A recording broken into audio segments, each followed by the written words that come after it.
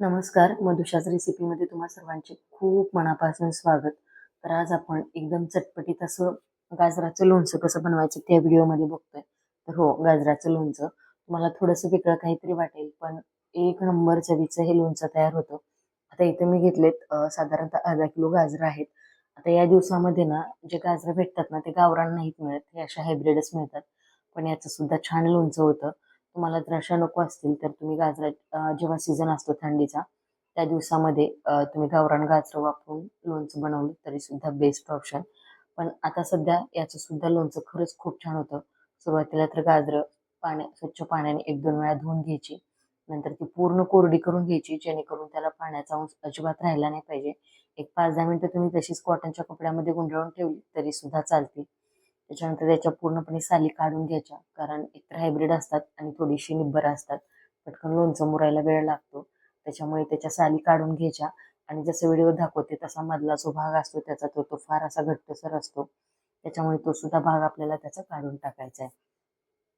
आणि जसं व्हिडिओमध्ये दिसते तसं तुम्ही कट करून घ्या किंवा तुम्हाला ज्या पाहिजे त्या आकारामध्ये कट केलं तरी सुद्धा चालेल. पण असं स्लाइसमध्ये लांब कट केलं जसं आपण फ्रेंच फ्राईज बनवतो तसं केलं तर लोणचं एकतर खायला सोपं जातं आणि बारीक कापल्यामुळे मुरतं सुद्धा पटकन. हे बघा इतक्या लोणच्याचे सॉरी गाजराचे काप झालेत. त्याच्यामध्ये 10-12 हिरव्या मिरच्या मी मस्त अशा बारीक कट करून टाकलेल्या आहेत. आता तुम्हाला जर म्हणजे कोणत्या आवडीच्या मिरच्या तुम्ही इथं वापरू शकता. आता इथं मसाल्यासाठी 1 चमचा मोहरी, 1 चमचा धनं, 1 चमचा जिरं आणि 1 चमचा बडीशोप घेतले. हे सगळे जिन्नस व्यवस्थित भाजून घ्यायचे. मेथीदाणे माझ्याकडं विसरले होते म्हणून मी नंतर अर्धा चमचा मेथीदाणे इथं घेतले. आता हे जे मसाले आहेत तर ते हलकेसे भाजून घ्यायचे आणि मग जाडसर वाटून घ्यायचे, कच्चे नाही वापरायचे. आणि अर्धा किलो गाजरासाठी हे प्रमाण अगदी परफेक्ट आहे. मेथीऐवजी तुम्ही बाकी थोडेसे मसाले वाढवले तरी सुद्धा चालेल. पण आपण याच्या व्यतिरिक्त अजून जी मोहरीची डाळ असते ती सुद्धा वापरणार आहोत. त्याच्यामुळे मी मोहरीचं प्रमाण थोडंसं कमी केलंय. जर प्रमाण कमी जास्त झालं तर लोणच्याची चव बिघडते आणि मोहरी किंवा जर मेथी जास्त झाली तर ते कडवट सुद्धा होऊ शकतं. अगदी हलक्या हाताला सोसवेल असे मसाले गरम करून घ्यायचे आणि मसाले थंड झाले की एका मिक्सरच्या भांड्यामध्ये काढून त्याची अगदी जाडसर भरड करून घ्यायची. नसेल तुम्ही खलबत्त्यामध्ये वाटलं तरी सुद्धा बेस्ट ऑप्शन आहे. आता त्याच कढईमध्ये पटकन मी लोणच्यासाठी तेल गरम करून घेते. आता इथे मी अर्धी वाटी तेल घेतलंय. ते तेल पूर्णपणे अगदी कडकडीत म्हणजे त्याच्यातून धूर निघाला पाहिजे असं गरम करून घ्यायचं. शक्यतो लोणच्यासाठी मोहरीचं तेल वापरलं तर बेस्टच. आता याच्यावरती काही मसाले घालून घेऊयात. इथे मी घातले 1 छोटा चमचा भरून हळद, 1 चमचा मिरची पावडर इथं घेतली. मिरची पावडर स्किप करू शकता. जर नसेल आवडत नाही घातली तरी सुद्धा चालेल. थोडीशी कमी प्रमाणामध्ये घाला कारण आपण याच्यामध्ये ऑलरेडी हिरवी मिरची सुद्धा वापरली. जे मसाले आपण वाटून घेतले होते ते मसाले याच्यामध्ये टाकून घ्यायच्यात आणि महत्त्वाचं म्हणजे काय होतं, हिरवी मिरची जास्त घातल्यामुळे लोणच्याला चव छान येते आणि गाजर असतं ते गोड असतं म्हणजे त्याच्यात मूळचा जो गोडपणा असतो तो असतो. त्याच्यामुळे लोणचं गोड होण्याची शक्यता असते म्हणून हिरवी मिरची याच्यामध्ये वापरायची. आता याच्यामध्ये 1 चमचाभर मीठ घातलंय मी आणि 2 चमचे मोहरीची डाळ वापरली, जी की तुम्हाला कोणत्याही किराणा मालाच्या दुकानामध्ये अगदी सहज मिळून जाईल. 2 लिंबाचा रस काढून घेतला होता, तो रस मी इथं वापरलाय. याच्याऐवजी आहे असे अख्खे लिंबू वापरले तरी सुद्धा चालतील, जसे की बारीक फोडीमध्ये कट करून. आता हे मसाले अगदी व्यवस्थित असे मिक्स करून घ्यायचे. तुम्ही हाताने मिक्स केले तरी सुद्धा चालतील. पण जर समजा तुमच्याकडे लहान बाळ वगैरे असेल तर असे तिखटाचे मसाले हाताने अजिबात मिक्स करायचे नाहीत. एकतर मग तुम्ही हँड ग्लोव्ज किंवा हाताला कॅरी बॅग लावून मिक्स करू शकता किंवा मग चमच्याच्या मदतीने सुद्धा. थोडीशी म्हणजे कसरत वाटते चमच्याने मिक्स करायचं, पण ठीक आहे. आता जर लहान मुलं असतील तर हाच बेस्ट ऑप्शन आहे. आता मसाले व्यवस्थित मिक्स करून घेतलेत मी.